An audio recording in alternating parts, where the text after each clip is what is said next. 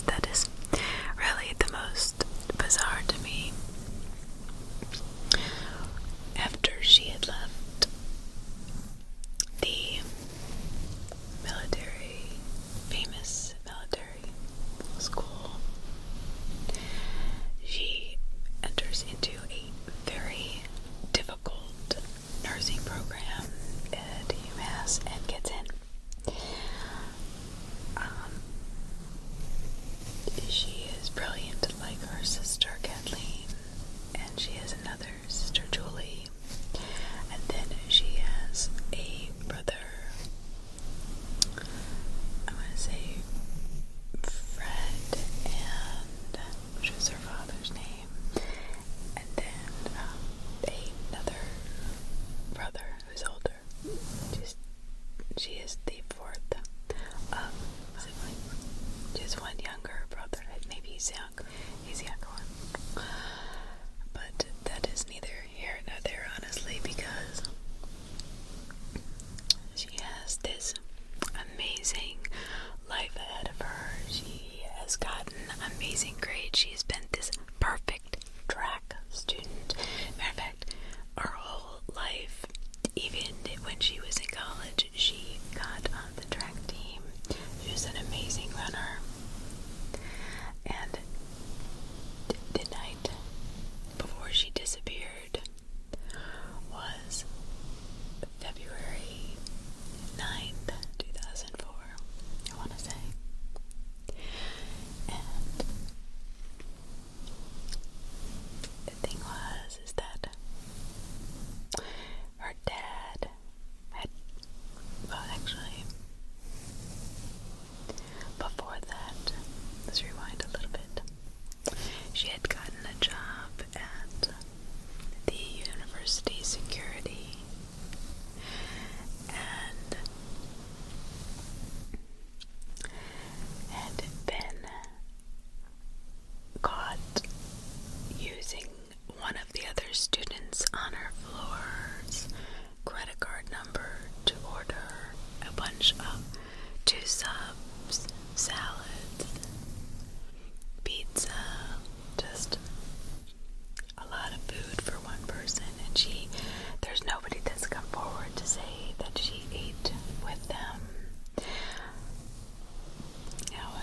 However, there were rumors within her family and within the school that she was bulimic. Now, that is just a speculation, but it would make sense. She went in front of the disciplinary committee at the school. I mean, they were not pressing charges legally. It was just going through the school. And she basically, if she could stay out of trouble for three months, then she would be able to not have this on her record, right? So apparently West Point did not do anything legally to her, or else it would have probably shown up, I'd imagine. So, what happens to Mora? Well, the night before her father came up, and they were gonna go car shopping that Saturday, I guess that Friday night, she was actually working and gets a phone call. She gets one from her boyfriend at 12:14, stays on the phone with him for like 15 minutes, but before that, around 10 o'clock, it is said that she had gotten a phone call from Kathleen, her sister, about her sister had checked herself out of the rehab program for alcoholism that she had checked herself into, and I guess on the way home, her fiance, her husband, or whatever at the time, had actually stopped off at a liquor store because he did not believe, I guess, that she needed help, that she was being overcautious. But this is a girl who graduated West Point. I mean, she had a future. She obviously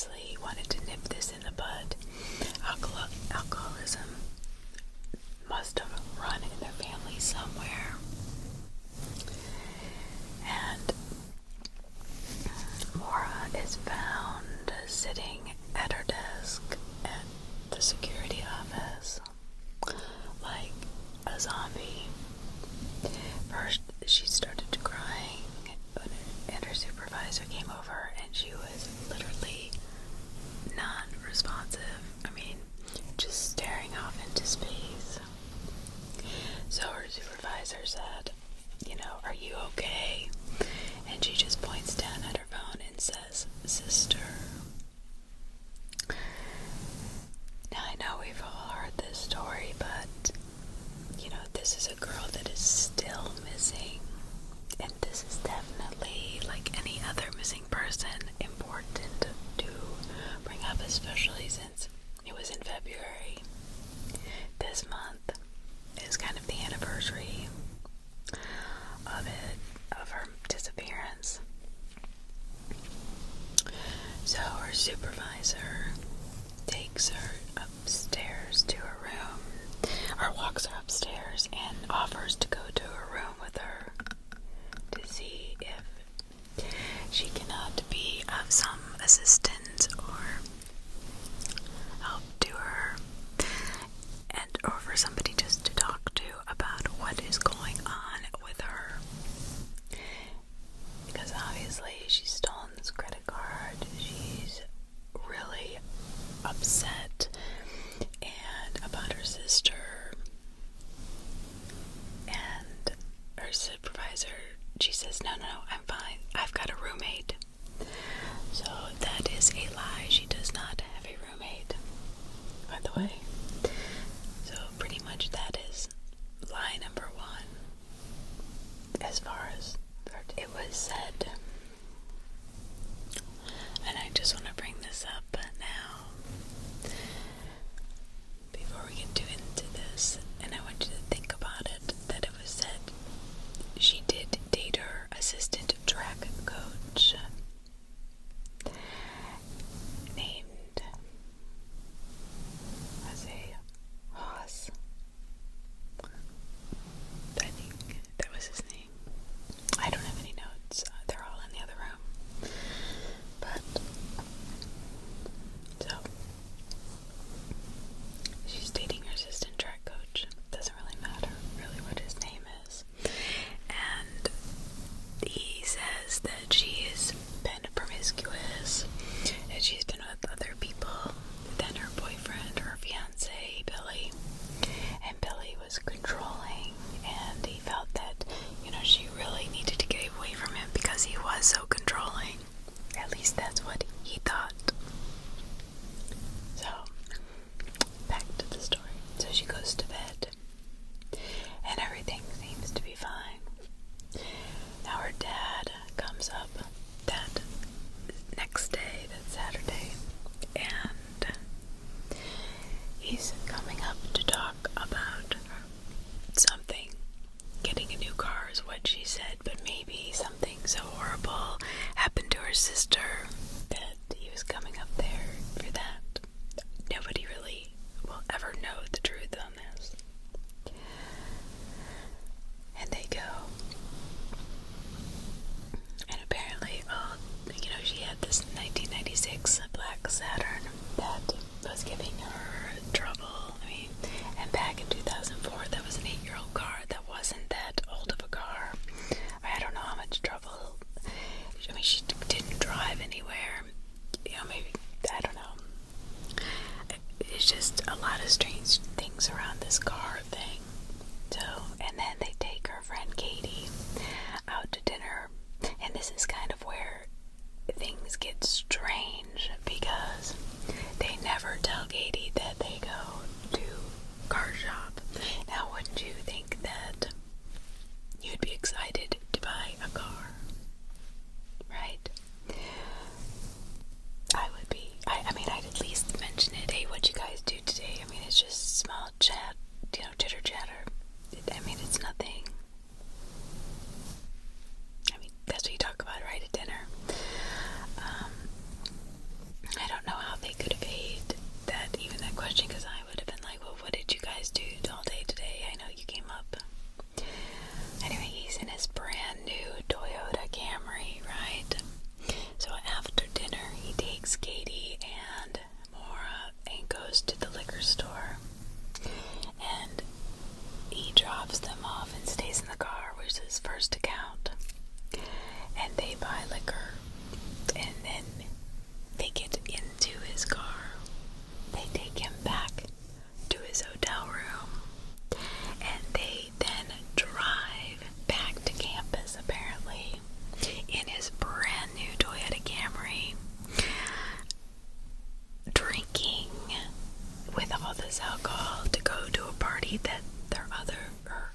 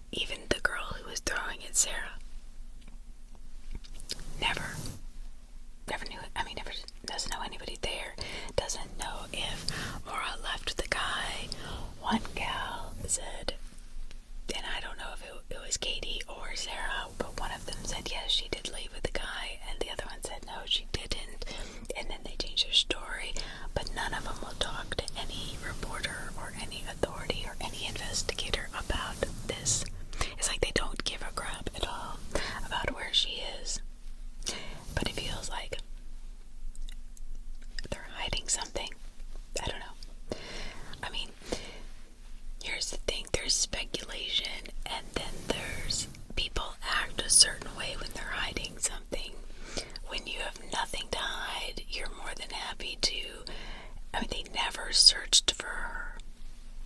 Not once. Neither one of them searched for her. It was like they didn't care if she came back or not. So, what happens? She leaves. So, phase 2 that can't remember anything can remember what time she leaves the party, though. She leaves apparently maybe with the guy, maybe not. We don't know. 100%. But she leaves around 2:30, 3 o'clock. And she runs through a red light or skids through a red light, whatever, into an embankment, to a guardrail, doing some pretty good damage to her father's brand new Camry. Now, she had been drinking, and here's the strange thing, is that the police did not cite her for drunk driving or DUI or DWI or whatever you want to call it. They just say, okay, you're not drunk, fine. So she gets a ride with the tow truck driver and back to her dad's hotel. And she doesn't have a key, but yet she gets back there around, what did it say, 4:20, I think, 4:15. It was an hour, anyway, that she had to basically get into the accident from the time she left the party. Get into the accident, get a ride from the tow truck driver, unhitch, whatever, the car, and then get the key, and then drive over to his hotel, and then get the key somehow to his room, and then because then at 4:45 she calls her boyfriend or fiance and talks to him for a little bit. Now, you would think her dad would have woken up, right? I don't know. I mean, I'm really weird sleeping though at hotels. Like, I used to travel a lot on the road and I did not sleep well. I mean, any click of the door and I was wide awake. So, I don't know. I can't say this for sure, but I think it's strange that through all this commotion, her opening the door and this guy letting her into the room with a key. Like, if you were the night manager, would you just take this girl's word for it that her dad was in this room and she needed to get in at 4 o'clock in the morning? Would you let her in that hotel room without waking up the guy who is on the hotel guest list, not her? Maybe she was on the guest list. I didn't even think about that.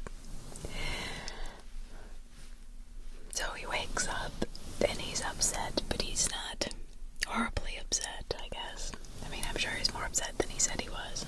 I mean, she just crashed his brand new Toyota Camry. Brand new. Just got it. Anyway, he gets a rental car and he drives home, which is 2 hours away. I think in Connecticut. And he drops her off at school, back at school. She's got her 1996 black Saturn still. They never did buy the car. And so she then goes and she emails her boyfriend because she doesn't want to talk to him. And that's around 1 o'clock, I guess. And then he literally calls her and calls her and calls her and calls her like 7 or 8 times. He calls her wanting to talk to her on the phone. And in this time, she calls her supervisor and her professors to tell them that she will not be coming to class the next week because there's a death in the family. Lie number 2. So, that we know of. I mean, this is this is fact. We know that she lied, that nobody died in the family. Nobody died. And that she lied about. The first lie was that she had a roommate, and she did not. Okay, so she now then emails all these people. She emails this gal that she borrowed a lab coat from, and I guess meets up with her and returns her lab coat. She then proceeds to pack up all of her belongings in her dorm room. Everything off the wall, pack everything up in boxes and put them on her bed with an email, and not a recent email, it's like 6 months, a year old, whatever, that kind of insinuated that her boyfriend Billy had cheated on top. She leaves this email on top. Well, during this time, she then calls Costo, which is a place that she can, get a rental for a hotel or a place to stay. Well, their servers were down, so she didn't talk to anybody, but she could still get information about places to stay in Stowe, Vermont. And then she made calls to Burlington, to Burlington, Vermont, a couple places in New Hampshire, and something. And then she calls this place in Vermont where she and her family had actually stayed when she was younger, this condominium. And she talks to the lady, and the lady said that she wanted to rent it for a week, but she never did rent it, and she never called her back. So the lady, that was it, that's all she had with the, So here's this girl, obviously she's looking for a place to go. She's telling her supervisors and her professors that she will not be there. However, she then gets in her black Saturn, 1996 Saturn, that does not run very well. That's why her dad was up there to get her a new car, right? But he does not get her a new car. She stops by the insurance place, or maybe the police department. I think it was more she needed insurance forms and the police report sent to him. So she stops and gets those forms as if she was coming back. And then she does these weird things. She stops at the ATM after she gets the insurance forms, and she pulls out $228. And I guess she had like $240, but it only let you take it out in 20s, or $241 or something like that. She had like $17 left in her bank account. And she goes to the liquor store and buys $40 in liquor. She buys vodka, Kahlua, a box of wine, and some beer, 6-pack of beer. I find this very odd. I don't know why. That is the strangest combination of alcohol I've ever, even for a college kid, to get. So she starts driving down Highway 112, Interstate 112, and she gets into another accident. Okay. And then apparently a bus driver, local bus driver, gets out and asks her if she needs any help. And she says, no, but please don't call the police. Please don't call the police. I don't need them to be here. I called AAA. But he knew right then and there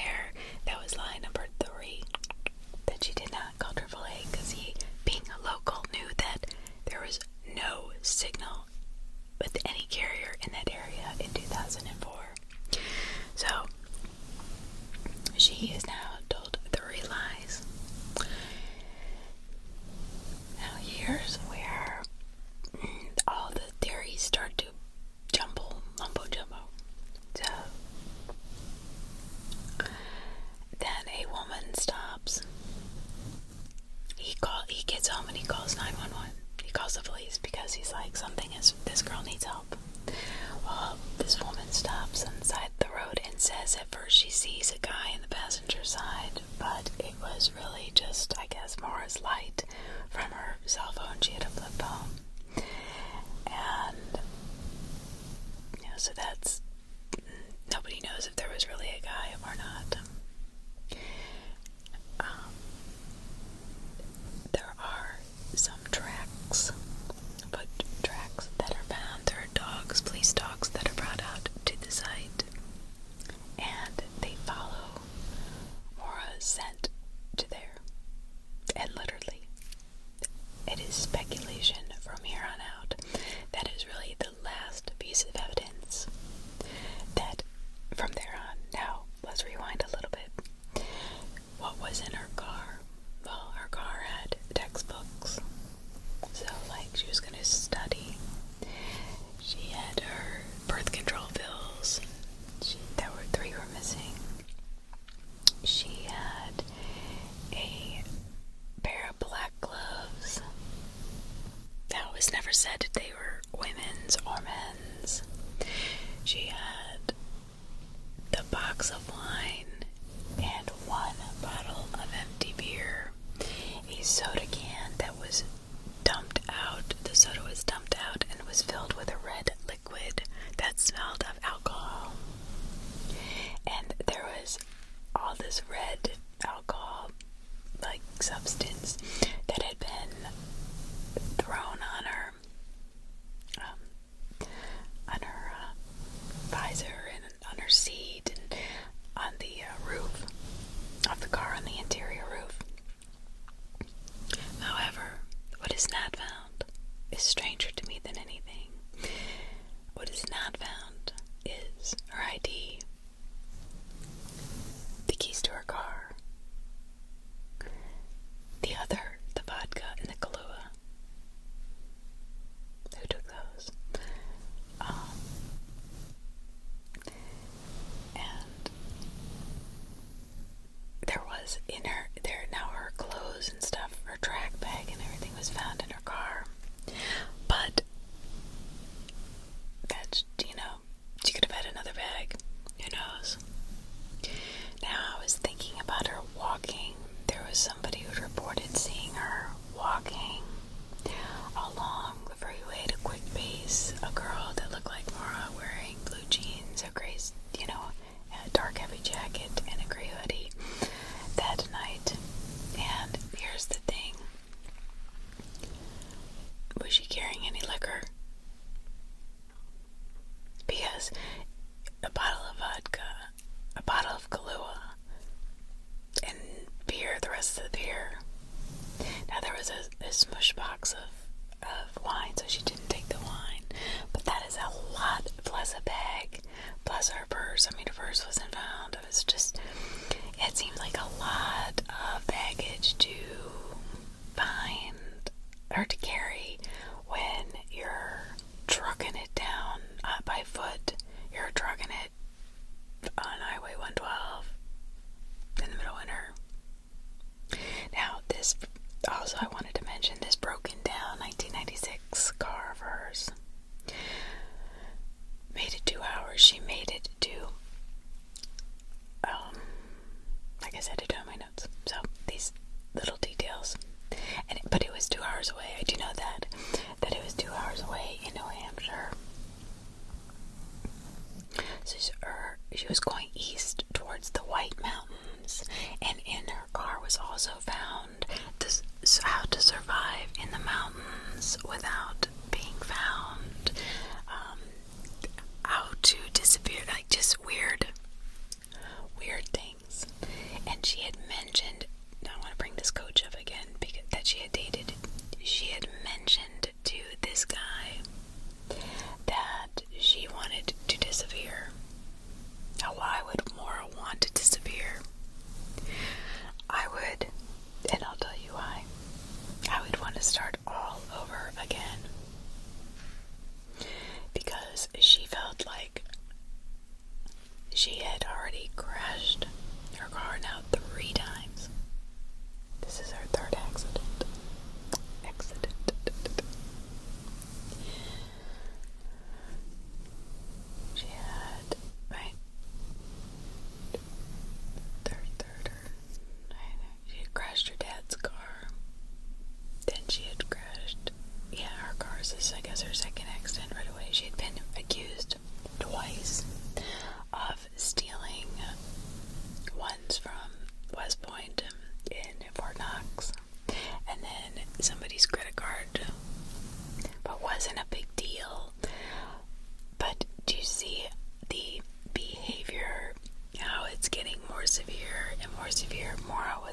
obviously needing to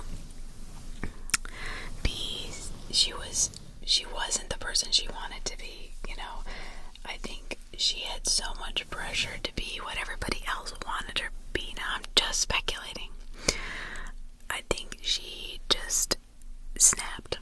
I really do. I think she was really going for a breakdown.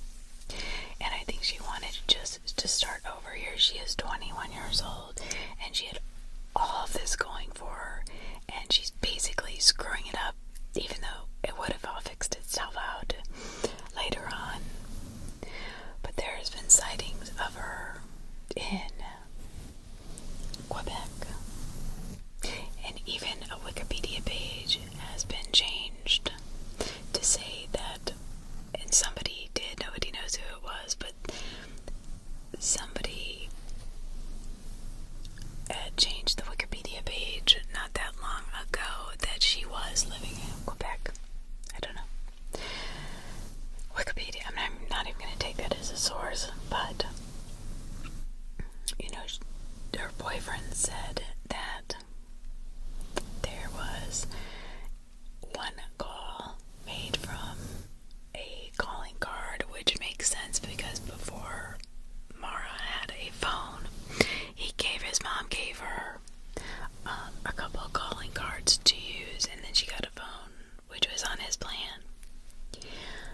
But he did not say that she said anything. He believes it's Mora because it was like a whimpering and a crying, and then they hung up.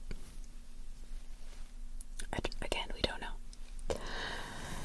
There was said to have been two brothers in that area that were not very nice, that picked Mora up and took her back to the house and killed her. Now, years later, when the house was sold, they did take cadaver dogs out there, and the dogs did hit on the closet to the home, which, I mean, just went bonkers, right? Well, they take this DNA. They did find some DNA on this wood paneling in there, and unfortunately there was a man and a woman's DNA, and it was too old and kind of just, what they call it, just too degraded to use or find anything. So it was never proven that it was Mara's. But they, you know, have been really under a lot of suspicion. And then there was a bloody knife, apparently, that one of the brothers said his brother had given him the night Mora disappeared. So he sent the knife to her father. Now there was a reward for Mora, and I kind of have to believe that they sent that in to get the money, because there was no DNA evidence on that. I mean, there was nothing on that. They didn't send it to the police, they sent it to her father, and they wanted to collect the reward.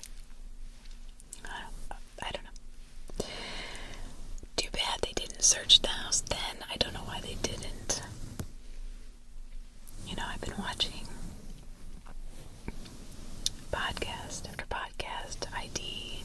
I've been, you know, reading the book about her, and it just, I mean, there's so many theories. I could go on for hours. So, my question to you, because I know everybody knows this story, what is your theory on what happened to Mora Murray? There was a cabin that she had gone to. You know, she was part of this club, this hiking and wilderness club with this assistant track coach, and she did a lot of hiking. Now remember how smart she is. The question is this 21-year-old smart enough to actually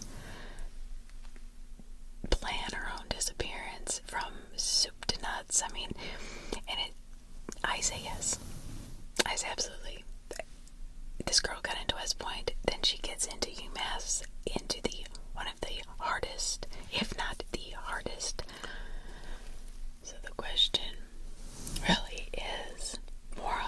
smart enough to have planned her own disappearance, soup to nuts?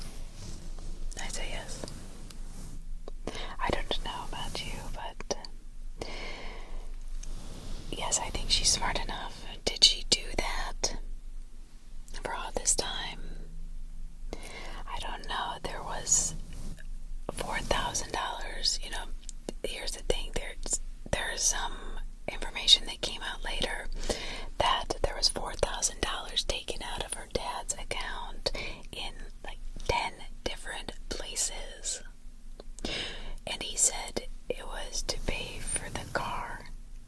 Now, nobody takes, it's his account, and it would be to purchase his car. Why wouldn't he just go to the bank and pull out the $4,000? Nobody gets cash in 10 different places to pay for a car. That doesn't make any sense. And then, you know, if anything, he needed that money because he had to foreclose on his house. I think he's hiding something. I really do. My personal opinion only. I don't think, you know, oh yes, I forgot to say, when he was at the liquor store, when he was talking to authorities on record, he said that one time he said that he waited for them in the car, and the second time he said that he actually went in and said, you know, with them and said, what does it matter? It's a college party. Everybody, anything is fine. Hurry up.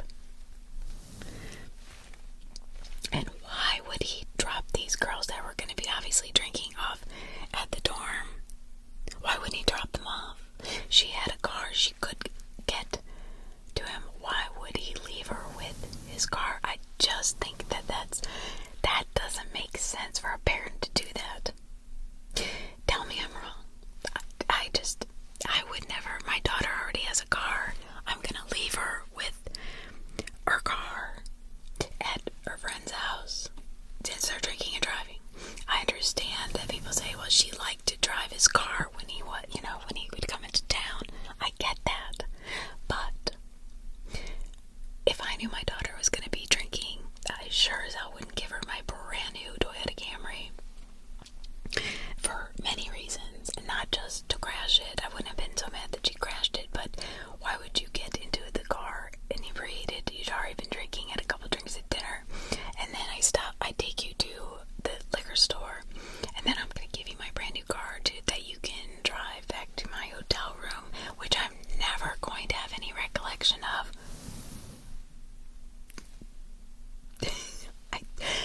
That doesn't make any sense. And the timeline just doesn't, it could make sense. I mean, but it's close. I mean, she calls her boyfriend, she says, hello, I love you, I'm fine. She tells, you know, I'm probably upset about the car or whatever. But that's it. I mean, other than the whimpering and, you know, that one phone call, you know, and that all happens within an hour. He had to hook up the car. She had to I mean, you know how long it is to get a police report done. These police did not even give her a breathalyzer test that we know of. I don't know, it just, there are some theories that, I don't know, I don't want to bring even up any theories because we could really run down this rabbit hole, but that is the case of Mora Murray, and she is not, I mean, there are hundreds of cases out there, but honestly, there's again, just as far as facts go, there's only certain facts that we are entitled to, that we are given in this case. And I guess the one piece of evidence that really bothers me is that her dad gave her his brand new car when he knew they were going to be drinking. And the other thing that bothers me is that Katie and Sarah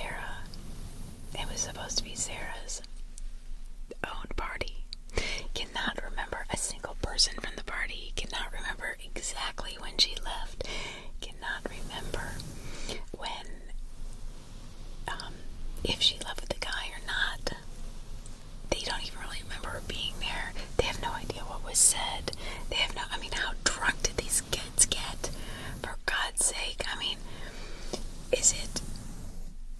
is it such a party school? And I didn't go to UMass, so I don't know. I mean, I never really drank either. I didn't like how it made me feel. I didn't feel in control. And, I've never blacked out in my life. I don't know what that's like, and I know it's very scary. I've heard it's very scary. But all these people blacking out, including her father, like, how much was her father drinking? I don't know. I have a really hard time with those two pieces of evidence. And the fact that they did not cite her for DUI. However, it seemed that she was inebriated, or maybe she didn't drink at all. Maybe it was all part of a plan. I don't know. Maybe this whole thing was part of a plan. When I was watching the interview with her sister